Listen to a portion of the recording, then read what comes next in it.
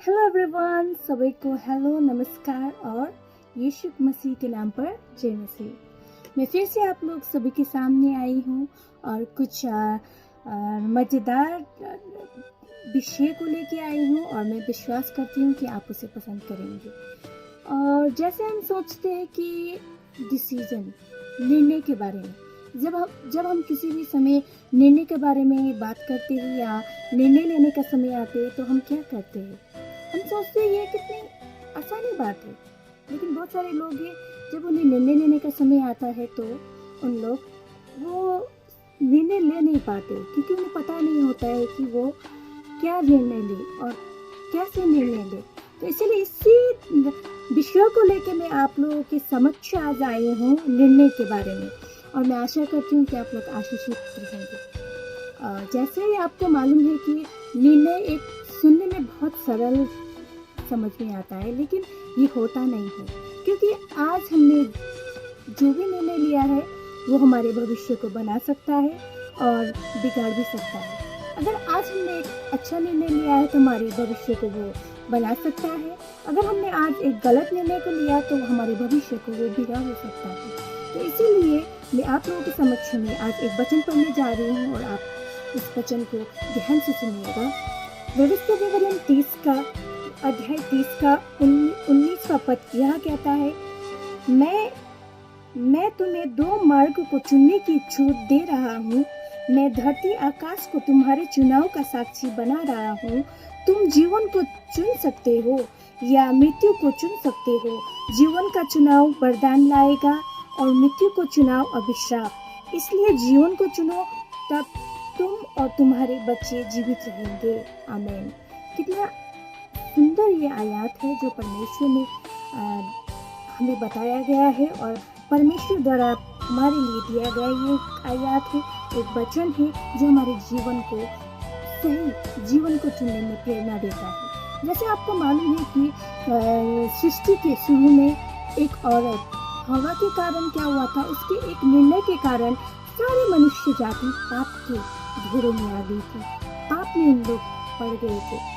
तो वहीं पर हम अगर नए नियम में देखते हैं तो स्त्री, एक औरत मरियम के एक निर्णय से सारे मनुष्य जाति को एक मुक्ति का द्वार मिलता है, वो है यीशु मसीह। जैसे आपको मालूम है कि मरियम एक कन्या लड़की थी, एक कुंवारी थी, और आपको मालूम है कि एक कुंवारी लड़की का एक माँ बन जाना एक समाज के लिए कितना एक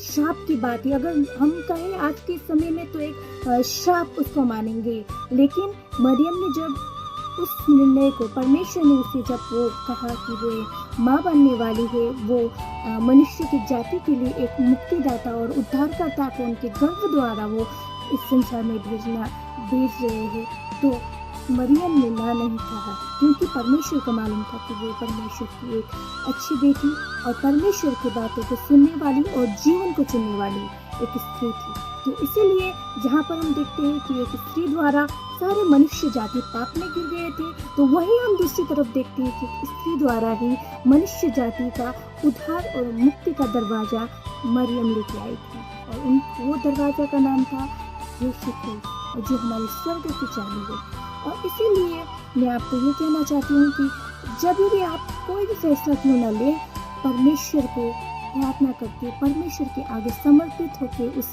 निर्णय को आप लीजिए, क्योंकि हमारे जो निर्णय है वो हमारे भविष्य को निर्माण करता है। अगर हमारे द्वारा लिए गए कोई भी एक गलत निर्णय हो तो हमारे भविष्य को वो बिगाड़ सकता है, और अगर हमारे द्वारा लिए गए अगर अच्छा निर्णय हो, अगर परमेश्वर के वचन के आधार पे हम लोग उस वचन के आधार पर अपने निर्णय को ले, परमेश्वर में समर्पित करके हम उस निर्णय को ले, तो हमारे भविष्य को उज्जवल होने से कोई नहीं रोक सकता, क्योंकि हमारे परमेश्वर हमें अनंत का जीवन देने के लिए, हमें अनुग्रह करने के लिए और आशीष देने के लिए आए हैं। और जैसे परमेश्वर का वचन कहता है कि परमेश्वर ने हर एक मनुष्य जाति के आगे चुनाव रखा है, निर्णय रखा है कि आपको क्या चुनना है। परमेश्वर आपको नहीं कहते कि तुम ये चुनो, लेकिन प्रभु ये कहते हैं कि मैंने तुम्हें 2 चीज़ रखा है तुम्हारे आगे, जीवन और मृत्यु। लेकिन मैं चाहता हूँ कि परमेश्वर चाहते हैं कि हम जीवन का चुनाव करें, ताकि केवल हम ही नहीं लेकिन हमारे आने वाले पुस्ता, हमारे आने वाले जनरेशन भी उसको पाके आशीषित बन सके। अगर आप आशीष पाना चाहते हैं तो परमेश्वर के पास आइए, और परमेश्वर आपको कभी ना छोड़ने वाला, कभी ना त्यागने वाला परमेश्वर आपके साथ रहेगा। तो धन्यवाद इस समय के लिए, और मैं यही आशा करती हूँ कि जीवन में निर्णय लेने से पहले समय लेके आत्म संयम से होके परमेश्वर के वचन के आधार पर निर्णय लीजिए, वो आपके भविष्य को उज्जवल और आशीषित बनाएगा। सभी को धन्यवाद इस समय देने के लिए, और मेरे चैनल वार इन लाइफ में आप सभी को स्वागत है।